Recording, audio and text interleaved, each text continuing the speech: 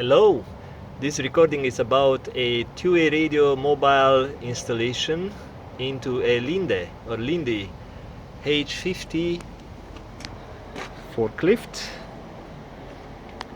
I'm still working on this forklift to put things back together, but I thought to record this video for those who may want to get some information to do the job faster and not waste time trying to figure out things, how to run cables, where the fuses are located and stuff like that. So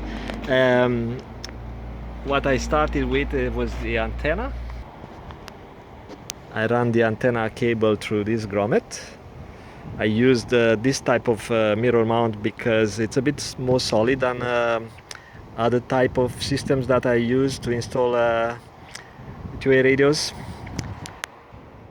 So I use just 2 bolts. You can use the complete bracket and go around this light bracket, but this is solid, and I was just concerned that they may drop some loads or some sort of pallets of this type of material, they're like a wood, and destroy the cable. So this one will last a bit longer, and compared to another installer who did another forklift here for this company, I've done it a little bit differently. So, but you can use what I'm saying right now on your own installation. You want to cut some corners. So he ran the cable through this windshield gasket, came out here and drilled a hole into this grommet and went into the air conditioner area, punched a hole right here and went right behind the radio. So he installed the bracket in the same spot, but I decided not to do that because in case of an emergency or if they have to replace the windshield, the windshield technician have to deal with coaxial cable, the radio coaxial cable, and may not reinstall it properly. So it's just a bit of extra work for other people, but now I do some extra work to do it right. And after the antenna cable got into the driver environment, the cabin here, I had to remove this panel, this trim. So you can use a screwdriver to unscrew them. They are just plastic. I run the cable inside. I'll show you on the other. So this is a kind of a control panel with lots of buttons and switches.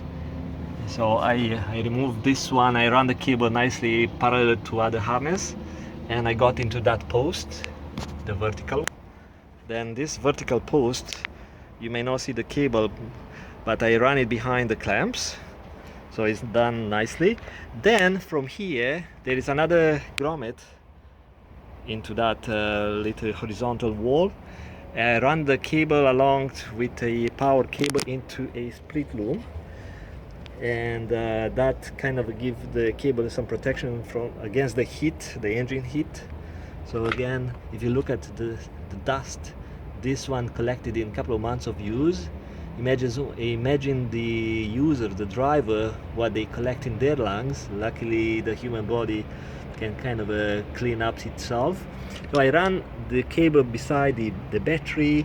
I had to remove a heavy metal plate in order to squeeze the cable through here. You don't have to do that, you may be able to fish it.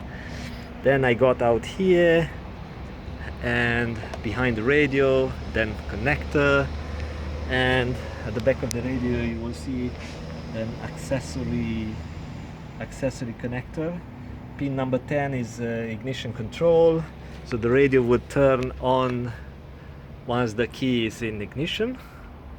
And it's a Motorola CM200D, a digital radio.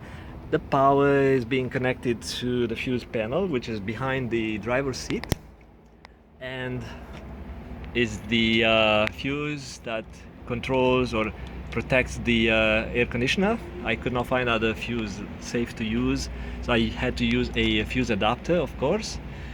And I'm going to use a label to label that fuse as a Motorola